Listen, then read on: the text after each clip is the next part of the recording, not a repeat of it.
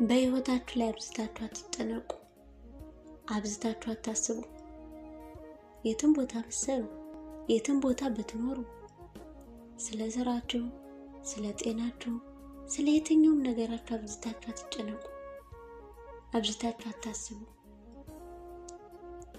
አብዛኛውን ጊዜ የምንጨነቅበት ነገር አይሆንም። እንደዚህ ቢፈጠርስ፣ እንደዚህ ቢሆንስ፣ ይሄ ቢመጣብኝስ፣ ይሄ ቢጎልብኝስ ብለን የምናስበው ነገር አይሆንም፣ አይፈጠርም። በእውነቱ ከሰይጣን ቀጥሎ የኛ ጠላታችን ጭንቀት ነው። ጭንቀትን ከህይወታችሁ ማስወጣት አለባችሁ። ጤነኛ መሆን ከፈለጋችሁ ጭንቀታችሁን አስወግዱ። ስኬታማ መሆን ከፈለጋችሁ ጭንቀታችሁን አስወግዱ። በጭንቀት ላይ ሆናችሁ ጤነኛ መሆን አትችሉም።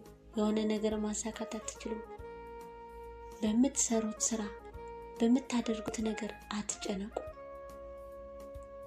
ማድረግ ያለባችሁን አድርጉ፣ ቀሪውን ለፈጣሪ ተው። አብዝታችሁ ጸልዩ፣ ለሱ ንገሩ። ጭንቀትን ሰው በትግልም ሆነ በመልፋትም ሆነ ያስወግደው።